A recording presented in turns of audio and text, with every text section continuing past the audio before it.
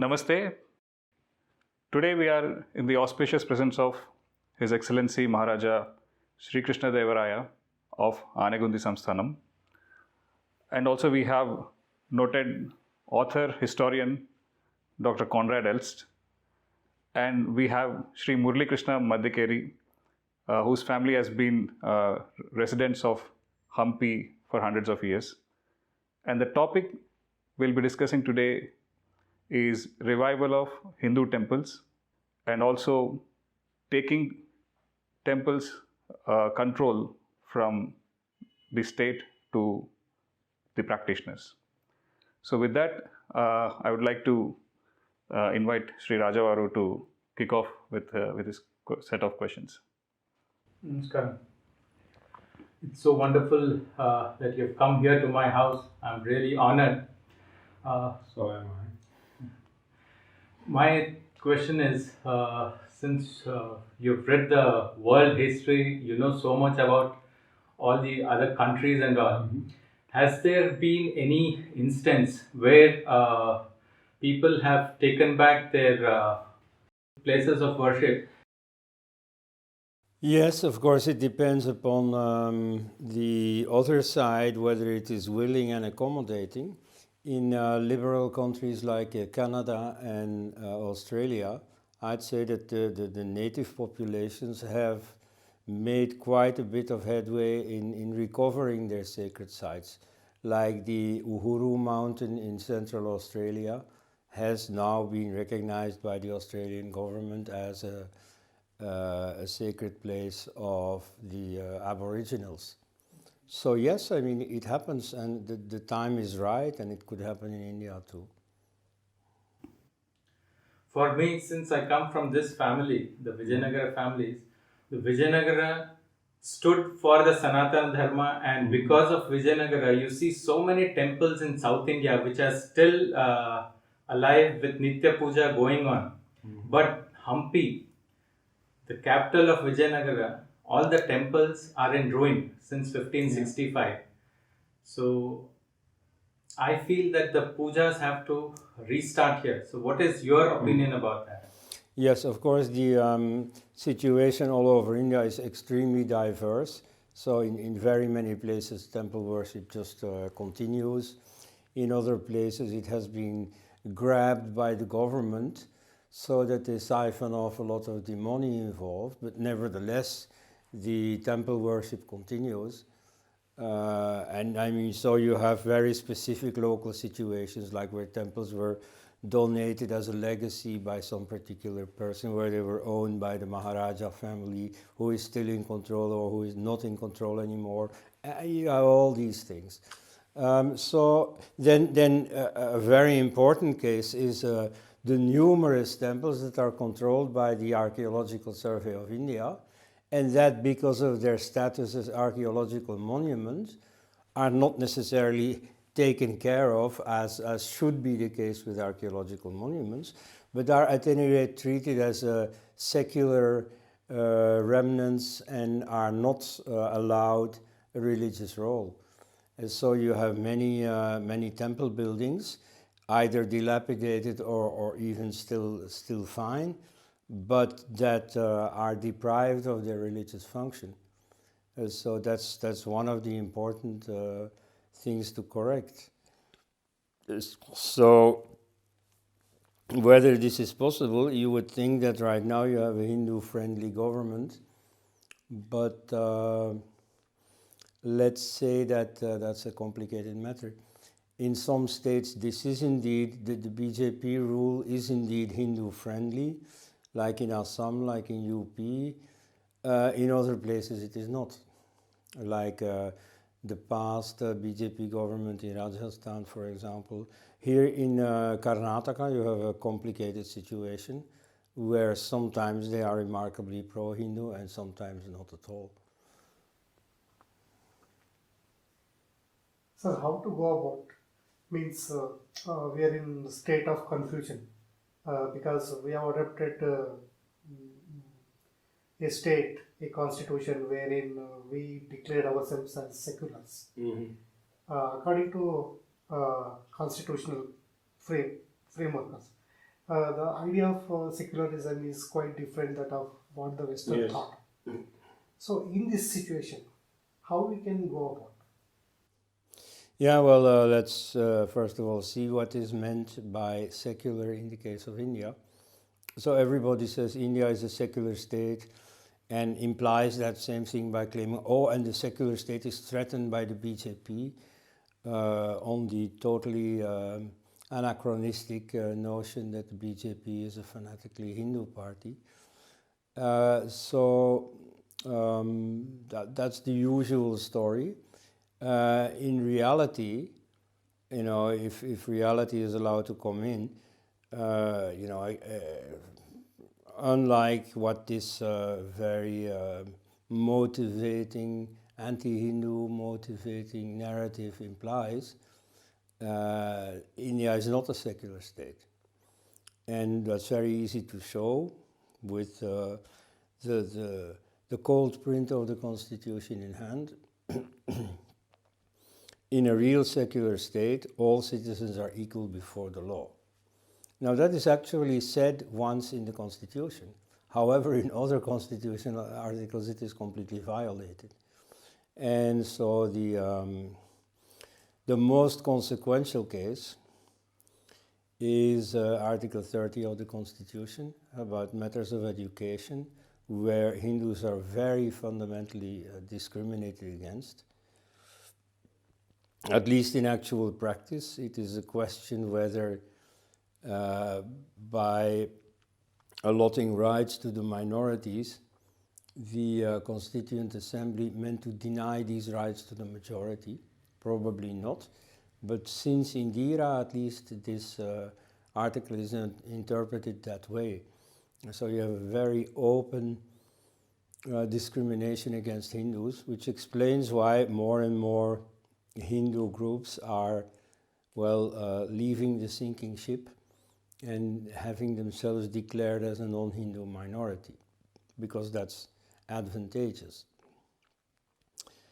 Then there are the different personal law systems, again, totally uncharacteristic of secular states. So for Hindus it is not a matter of life and death whether the minorities are brought under the same personal law system, but for the secularists it ought to be fundamental. It's just simply not a secular arrangement. So within that context you get the situation that Hindu temples have to suffer a discrimination unthinkable in the case of churches or mosques. What to do about it? Well, you can make the most, of course, of the word secular. You see, even though the secularists have no problem defending a non-secular constitution, nevertheless, once in a while they claim, oh, India is secular. Well, then you have to take them at their word and on that ground abolish the discriminations against Hindus. And so this is not in the name of some Hindu Rashtra. No, this is in the name of equality. Who can be against equality? So on that ground, you should abolish the situation where Hindu temples are being kept out of the religious circuit, where they are kept in a dilapidated state, where they are kept under the control of governments. So there, you know, of that you can certainly make the most. You know, if you look at how temples are treated in genuinely secular countries, take France. That's like the secularist country par excellence. You have in France a sacred site for Catholics called Lourdes, where supposedly the Virgin Mary made apparitions to a schoolgirl in the 19th century. And French governments, certainly the Third Republic from 1871 to 1940, but most others also, have been militantly secularist, have been militantly anti-church. And, you know, consisted of men who just had a laugh at these funny Catholic beliefs in these apparitions of the Virgin. Nevertheless, they have always protected the pilgrimage to Lourdes. And so, that's the secular way. Maybe in the Soviet Union it was different, you see, but that was a religion that took a position on religious matters, namely against them. The French government, even though among themselves these secularist ministers laughed at these Catholic beliefs, nevertheless saw it as their duty. Well, regardless of those beliefs, there are fellow human beings who value this pilgrimage, therefore we must protect this pilgrimage. And so the same thing in India. You have all these temples that have a meaning for people, therefore the government should respect that. So other things regarding our education system, in according to Indian view of secularism, it is Sarva Dharma Samabhava, means having an equanimity about all the religions. There will be differences in the practices, in the philosophy and all those things. But a person should have a samabhava about all the religions. Practicing one's own religion in terms of a modern phrase. But religion in the Indian context is quite different. We call it as dharma. But when it comes to the secular point of view, what they say is all the religions are equal. All the religions cannot be equal. That has been misinterpreted and taught in a very wrongful way for us. So how to make changes about it? Means a series of generations, say 1 or 2 generations, they have been fed with such knowledge. Well, you see, the idea that all religions are the same has its special version in the case of India with its Hindu background, even among non-Hindus. The Roman philosopher Seneca said that all religions are equal, namely for the common people equally true, for the philosopher equally false, and for the politician equally useful.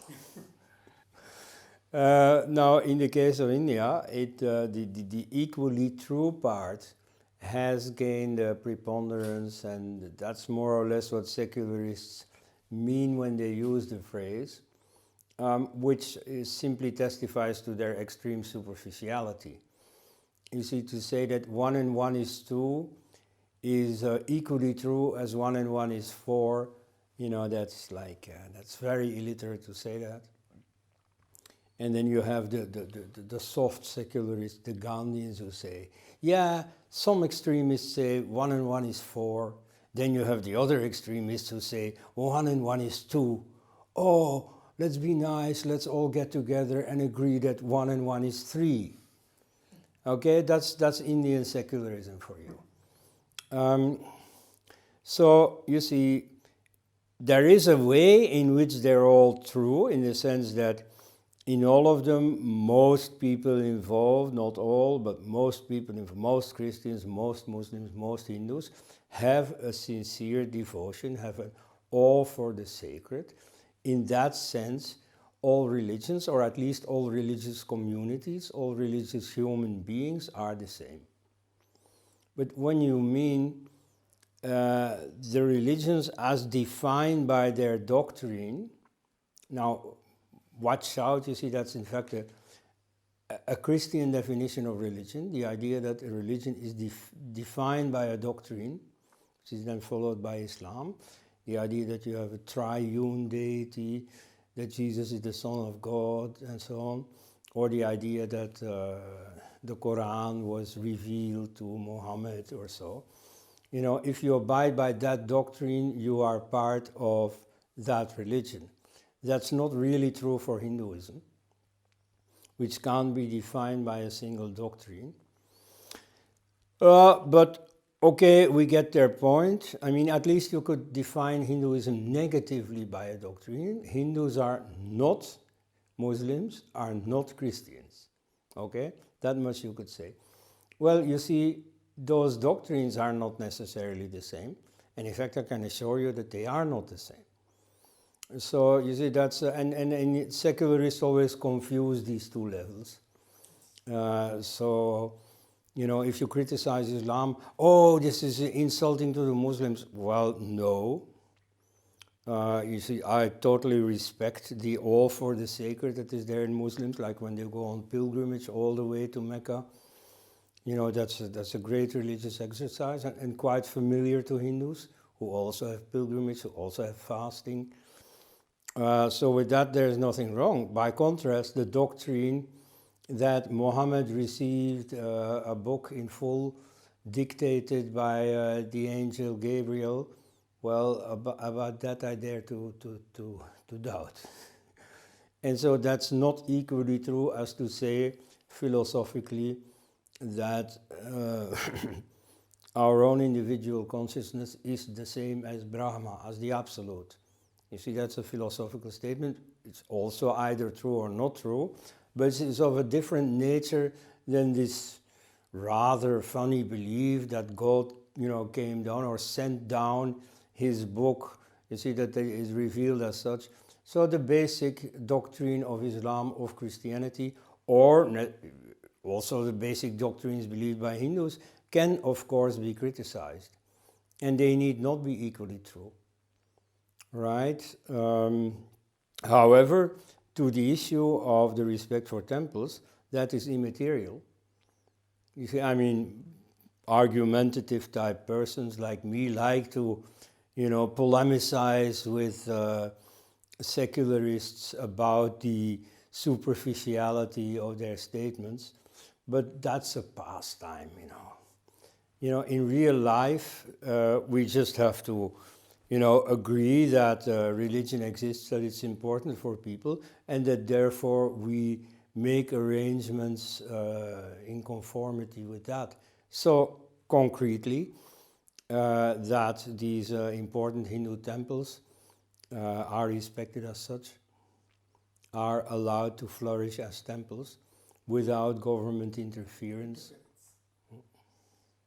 So, Dr. Elst, I would like to touch upon two questions which actually prevent Hindu society from taking over the temples from the government control. Yeah. One is the ASI aspect, the Archaeological Survey of India.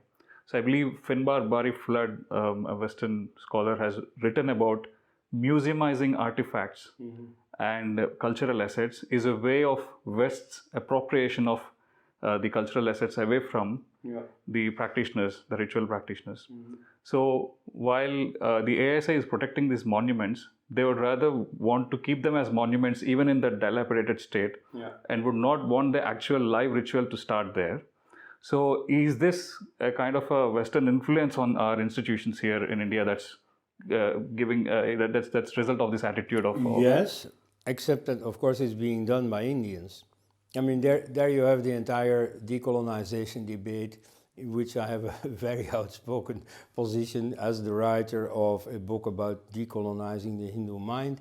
I say a quarter century later, down with decolonization. The whole rhetoric of decolonization poisons the debate. It puts you in the position of rebellious adolescents, you see, asserting themselves against the authority of their father. Whereas, you see, the colonial overlords have gone for 75 years. And so any remainder of the colonizer's culture is there because the Nehruvian elite or later elites wanted it that way. It's not because the British are imposing it on you, they're gone. So similarly, you see this particular example you give of the museumization of religious artifacts. Well, that's being imposed upon you not by Alexander Cunningham or Mortimer Wheeler or so, but by the present government, which is a continuation, you know, hardly even with different accents, but essentially a continuation of the Nehruvian establishment, because the BJP has culturally not made much of a difference. So yes, you see, this museumization can be earmarked as a serious problem. And it continues to be justified even by the BJP, which is very well hand in glove with certain business interests. in terms of the monetization of temples and other cultural valuables, in terms of tourism. Like you see, I've rather closely inspected the area around the Kashi Vishwanath, where for the first time, incidentally, I was allowed in. And so I have nothing against the practice that in, for instance, Jagannath Puri, Westerners are not allowed in. You see, that is entirely for the local devotees to decide. But so, okay, I've seen the area, and I've talked with local people, and so they are not happy with the reform of the whole area by the government. Why? Well, you see, no doubt it has become more amenable to tourism, to tourist exploitation. But in religious terms, Kashi as a place of pilgrimage, it's really a disrespect to what it really had to offer. You see, much of the area that has been demolished, you know, are small, old, dilapidated houses with little temples inside. You see, they are a testimony to the practice by Hindus of trying to get as close to their sacred places as possible, even in adverse circumstances. You see, about Ayodhya, we've studied the whole evidence because of the controversy. So you have a number of travelers who describe what they see there. They never describe Muslims going to the mosque. They describe Hindus, even when there's a mosque standing there. Because at every time, no matter how difficult, Hindus kept coming as close as possible to the site. If they couldn't enter the mosque, they would be just next to the mosque and offering their prayers from there, directed towards the site occupied by the mosque. So similarly in Kashi, when the place was occupied by Aurangzeb's mosque, people kept coming as close as possible. Now, they were allowed to build ordinary houses in the neighborhood, so what did they do? Within the houses they made temples. And so that, I would think, is very much worth preserving. In fact, even if you look at it from the secularist, pro-tourist angle, you see, tourists who come to India happen to be interested in Hindu lore. Even though they're not practicing Hinduism and so on, just like they like to watch tigers in the zoo, you see, they like to watch Hindus in religious practice. So, you see, when they come to Kashi, they'd be very interested. They'd gladly give money, you know, for visiting these ancient little temples that now have been destroyed. And so, you see, similarly here in Hampi, you see all these old temples that have a great historical value, apart from their religious value. You see, just to know what happened here is very interesting to see them. So even from this secularized tourist perspective, you'd better redo them as temples. So that reminds me of an anecdotal episode in history. In the 19th century, when Colin Mackenzie was surveying the South Indian temples, he went to Sri Sailam. The priest didn't allow him to look at the main deity in the Garbhagriha, but since he insisted, they've put a mirror across the idol so that he can see the reflection of it. So that was a practice back then as well. But then the Muslim Subedar who was administering that area had a free run. He could enter, exit because he is the overlord there. And he even removed the Hindu hawkers, sellers, and invited Muslims to occupy that place at that time. And we have a live problem with that today. But that apart, I think that leads to the second question, the problem that comes, that Hindus are facing in terms of reclaiming their temples, is the social justice aspect. You know, often it is cited that, okay, fine, we'll take government control away from these temples, but who are going to control these temples? Will Brahmins and the upper caste take over and not let the Dalits enter the temples So will the social injustices of the 19th century return if government control is taken away? Because that is an argument that is widely spread. And the moment in Karnataka, the CM has announced that he'll try to take the government control away from the temples. Now I see news articles about Dalits not being allowed entry into temples in Tamil Nadu even today. So suddenly the spurt of reportage around this aspect has increased on just to counter the effort. Okay, well, take the parallel case of any business that is independent yet subject to the laws issued by the state. So you have control mechanisms, you have inspection and so on. So it's not that because they're independent they can just do what they want. You see, they have to work within certain confines laid down by law. Now, if I'm correctly informed, the law prohibits this anti-Dalit discrimination in temple entry. So you see, whether the temple is independent or not, that law is still in place. So, you know, freeing the temples ought not to bring back that practice. I mean, you see, about caste, of course, it's not my territory, let's say. And so, you know, among Hindus I see all kinds of differences of opinion about this, like the Hindutva tendency that is totally against caste, that is for national unity, and then traditionalists who are to various degrees in favor of continuing caste as a social practice without it having any political relevance or any other variation. So I know that all these tendencies exist.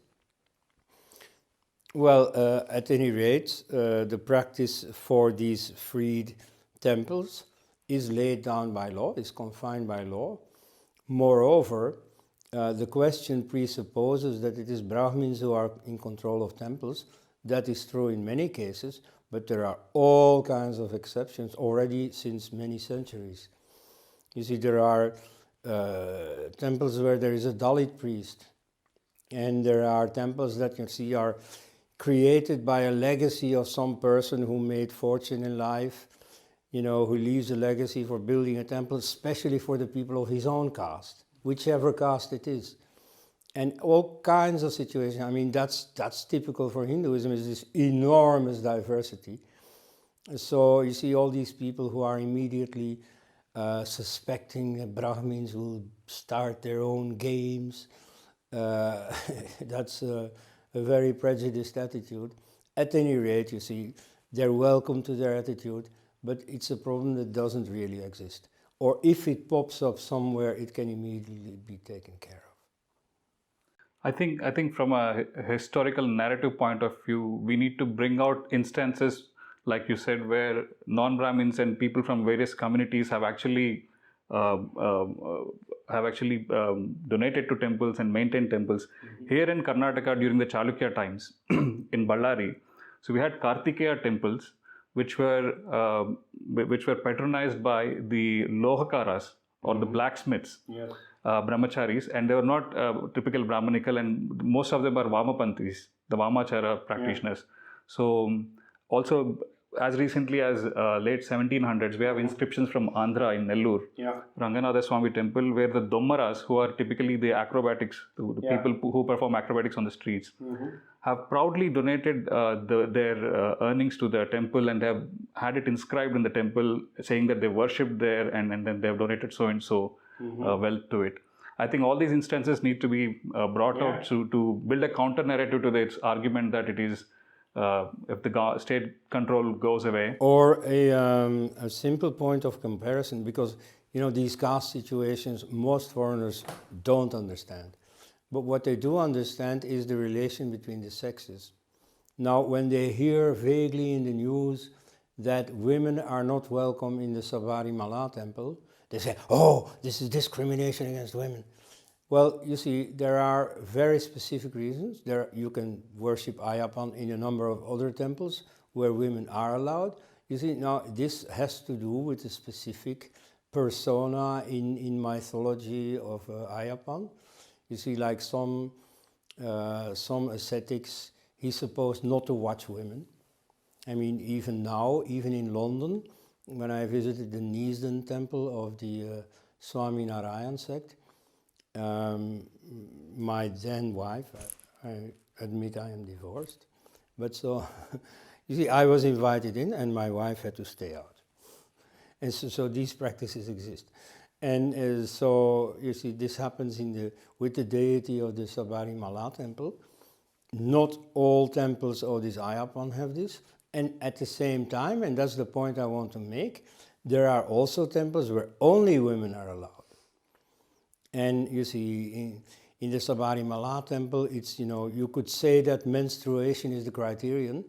Girls below 10 and women above 50 are allowed. But then there are temples that specifically are devoted to the theme of menstruation. In these Shakti temples. In Kamakya. Yes. So again, you see, this is the enormous Hindu diversity that really defies these simple prejudices. Even in Hampi also, there are few temples where non-Brahmins are the worshippers, purohits of that temple in Hampi itself. Yes. So there was no such discrimination as such previously, because when they allowed the other religions also to have their place of worship, for example in Hampi itself, during the Devaraya period, they have allowed Muslims to have their masjids, places of worship. Yes. And even today there is one chowdhury is there, wherein the visitors of Hampi, if they belong to Muslims, they can stay there for overnight. Kadi Ahmad Khan's chowdhury is there. Yeah, it's like when Shivaji did his conquest. Of course, you see, his Hindu soldiers were angry at everything Muslims had done to them. So in the beginning, in their enthusiasm, they destroyed some mosques. And then Shivaji forbade the practice. He forbade them from raping Muslim women, which again was in answer to what Muslims had done. So I'd say that even in this very murky communal conflict, Hindus have behaved generally quite honorably. Sir, in the beginning you were talking about the Australian Aborigines. Yes. And you said that the government gave back the sacred sites to the natives. So could you throw some more light on this? Well, there is no question of giving the sacred sites back. According to an Aboriginal member of Parliament, there are thousands of such sites that have been disrespected, either destroyed or appropriated, at any rate not treated with the respect that a sacred site deserves. So many of those are right now not contentious. There's no question now of staking a claim to them, but a few important ones, yes. And so Mount Uluru was known as Ayers Rock after the chief minister of some Australian province in 1873. And so back then the natives were not slated for genocide or so, but for what is called ethnocide. That is to say, they had to be deprived of their own specific culture and made part of the Australian mainstream. So the children were brought to boarding schools in order to become Christians and so on, to forget their native culture. Same story as in America and Canada and so on. And it's only the last few decades that the atmosphere there has profoundly changed. I mean, among the non-Aborigines. You see, the Aborigines themselves are also becoming more assertive, but I'd say that what really has changed the situation is the change of mentality among the the European-originated Australians. Because what you see in European populations, not just in Europe, certainly also in Canada and Australia, and now more and more also in the United States, is the de-Christianization. And so there are still some fanatical evangelical churches who don't want this compromise with paganism. But within the mainline churches, there is a change in mentality also. Like the Pope participated in some pagan festival in South America. And of course he was criticized by die-hard Catholics. But I think that represents a strong current even within what remains of the Catholic Church. So you have a strong liberalization and more acceptance that, yes, you see, the way we dealt with these natives was not right. So Ayers Rock has been officially rebaptized as Uluru/Ayers Rock, but now the term Uluru has become mainstream. And it was a sacred site, not specially for Aboriginals in general, specifically for the Aboriginal tribe of that area, the Anangu. And there were specific rules of worship traditionally, some of them not in accordance with modern notions of human rights. Like we've mentioned, the discrimination against women of reproductive age in Sabarimala. Well, you have the same thing with the traditionals in Uluru. You know, this was a sacred site where men used to go, not women. It was off limits to women. So as for all the outsiders, this much at least has been agreed upon, that you can no longer climb the mountain.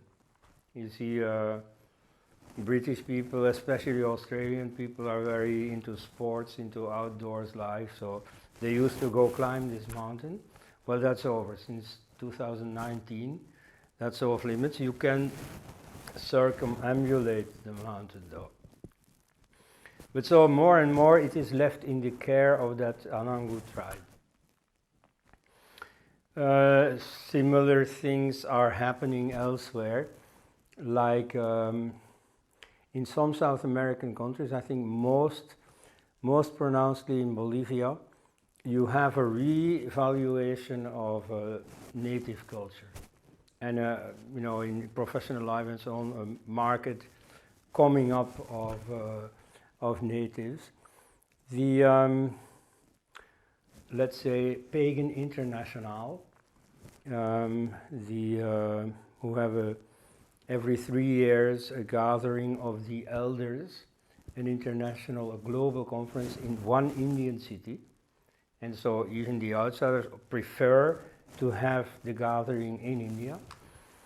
So that has worked with local tribals everywhere. So of course, on other times than this one occasion every 3 years, there are local meetings, like for instance, between the Druids in England and the Hindu immigrant population. So likewise with the Maya in Central America, with the Tengri worshippers in Kyrgyzstan and so on. I am not aware of anything specific with the Australian Aboriginals. There is a lot of interaction with the Maori in New Zealand. But so at any rate, this is a tendency that is coming up, a reassertion of these native cultures, which happens to go together with an increasing liberalization within Western culture. Of course, there are limits to what you can do. Like we know from ancient Christian records that they built their churches preferably in replacement of existing Germanic, Celtic, Slavic and so on places of worship. So in old churches, you are right to suspect that they are really covering the site of some ancient sanctuary. Now, how far can you go back? it's not as if these places were taken from the pagans, in this sense that the pagans themselves also became Christians after a few generations. So there is, like for instance in my hometown, Leuven, there's a St. Michael's church on the highest point of the city. Now there you know for sure this was a pagan place of worship. First of all, they loved high places. Even in the Bible, Bamot, high places, is the name for pagan places of worship. Secondly, the symbolism of Saint Michael clearly goes back to a pagan symbolism of the dragon slayer, which is Indra in the case of India, or Donar in the Germanic case, or Jupiter, Zeus, Marduk in Babylon. So, I mean, clearly there is an ancient pagan symbolism underlying the Christian adaptation. Now, can you go reclaim those churches? I don't know. I don't feel an urge to do so. On the other hand, the occasion is more and more being created by the fact that, well, Christians are disappearing. And so more and more churches are standing empty or are being reassigned as restaurants or swimming pools or mosques. And so in that sense, you see, they could re-become pagan places of worship. But in Iceland, recently a new pagan temple has been built, but so that has not been built on one of the old churches that cover an ultimate pagan site. No, that's just a new temple. Okay, well, the relevance for India is of this Western example is limited in the sense that in the West, you know, you usually have no living, continuing tradition since the old temple to any new initiative you want to take. Whereas in India, of course, the Hindu population has been there all along, and usually the traditions concerning specific places of worship that were occupied by Islam, sometimes by Christianity, is still there. People still know about it. Often there are ersatz traditions, like for instance these temples built just next to an occupied site. So here there is far more scope for reclaiming those sites. And in the case of Hampi, of course, you don't even have to go that far. I mean, I personally would not like Hindus to spend all their time with more Ayodhya controversies. But in the case of Hampi, you see, most of these temples are just ready for use. It's only the government that's preventing it. And so the government, you know, assuming it is a democratic government, well, can take decisions and can, you know, retrace its own mistaken steps of prohibiting this and again throw these temples open. None of the temples in Hampi are occupied, luckily. Yeah. Everything is there intact. All we need is to get back the murtis and restart worship. Yes. So my question is to Maharaja. So we hear about the good work that is being done in Tamil Nadu, especially in Tanjavur, around the Chola era temples and later day temples. So what initiatives are being taken here in Hampi just as a start, which can be further expanded and taken inspiration from? Well, here, this area, Hampi was taken over from us in 1824. So after that, the Britishers took over everything. So none of the temples are in our control. But I would want to bring back these temples, that all the temples have, Nitya Puja has to restart in all these temples. So I'm trying to work towards that, trying to talk to the government that since this place is Kishkinda and this is where Hanuman was born, and when the Vijayanagara kings established this empire, Haryara and Bukka, they stayed here in Anegondi and they built Hampi. And the first temple they built and at the center of Hampi was the Hazara Rama temple. Because Rama, he is the ideal ruler. So be it any yuga, the ideal Rajya has always been Ram Rajya and the ideal Raja is Ram. So they wanted to establish a Ram Rajya here. So that is why we have the Hazara Rama. So I'm trying to talk to the government, saying that just give us that one temple. We will get the idol installed and we will start the Nitya Puja. We would want the government also to be with us. So that way, whatever we do, it is transparent. And slowly we would want to revive back all our cultures, our traditions. Now, if any dancer, anybody wants to come and perform here, they cannot. Anybody wants to come and sing kirtanas in Vithala, you cannot. Why? We are a living civilization and we have to continue our traditions. So this is something we are working on. That I think it's a very important and urgent thing to be done. Recently, I had been to Gangaikonda Cholapuram, built by the great Rajendra Chola. That temple has been in a dilapidated state and put to disuse for more than a century. But recently, a few years ago, on the 1000th anniversary of the consecration of the temple, they reconsecrated it. And when I went there, as you said, all kirtanas are being sung, pilgrims are visiting it, and it's back to life again. I hope the temples in Hampi, especially starting with Hazara Rama, will be back to life again pretty soon. There is one example, recent example in Hampi.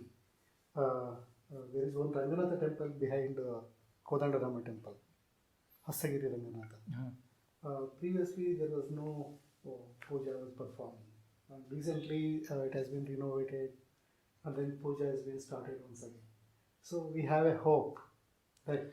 No, but one thing, nowadays for our convenience, when we renovate a temple, we put marble or a properly finished tile so that it is easier to clean.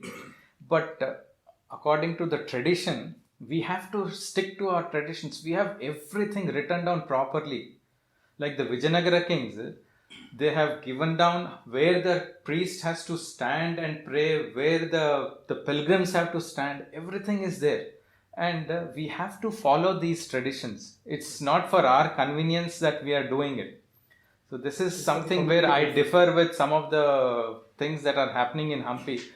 There are a lot of places, in fact, the Pampa Sarovar, which has been redone, for me it has not been done the right way. I've been telling the people who did it that please do it according to our tradition, but they did not listen. So that's something I think we ourselves, we Hindus, we have to understand how our forefathers were, what were the difficulties they faced, how they continued our tradition. If they have continued for thousands of years, why should we change? We, I feel, have been influenced by the West and we are trying to copy them. I think that is wrong. It's now the duty of our scholars, both traditional scholars and modern day scholars, to bring this body of knowledge out and widely disseminate it as to how these temples were supposed to be built and how they were meant to be used and all that, so that we don't make such mistakes again. It impairs the sanctity of that place, absolutely. My one question I want to ask you is, now I've been asking everybody, whomever I meet, like, what would you do to bring back those glorious days of Hampi? Like, what can we do here? So what would... Yeah, I mean, I'm sure that if I think deeply about it, I'll come up with a few more things. But one thing that immediately came to mind is, well, that's what Hindus have been doing in around the Ayodhya side, the Kashi side, is to express their desire to go there by simply going there as closely as possible. You see, if the government does not want to allow you to worship inside the temple, well then set up some worship scene as close to the temple as possible. Make clear that you want this temple, you're going for this temple, they're not going to chase you away from it.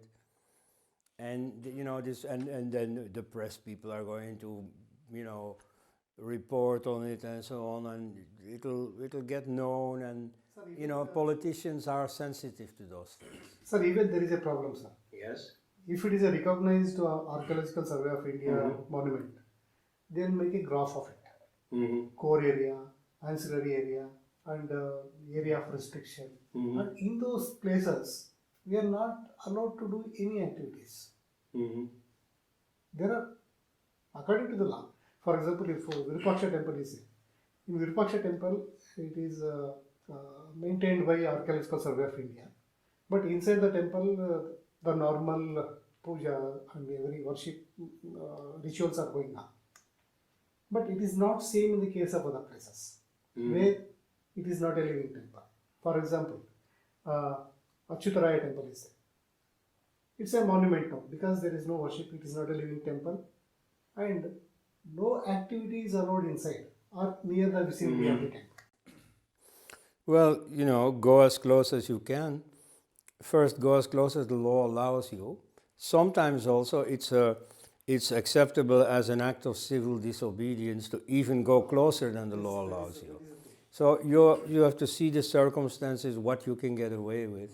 At any rate, make clear that you are really serious about reclaiming it. We must show the seriousness about our cause. So I think we need to put it out in the open, saying that Archaeological Surveys in India and other bodies have done fantastic job in reviving these temples. But the point is, you cannot monumentize them. Once you monumentize them, you will not allow anyone to touch it, even the practitioners. So I think that message needs to be conveyed to them. But you see, that policy of monumentizing temples, that really is only the local manifestation of their general attitude towards Hinduism. You see, all these India watchers abroad and so on, who join the Breaking India forces, the hate Hinduism campaigns,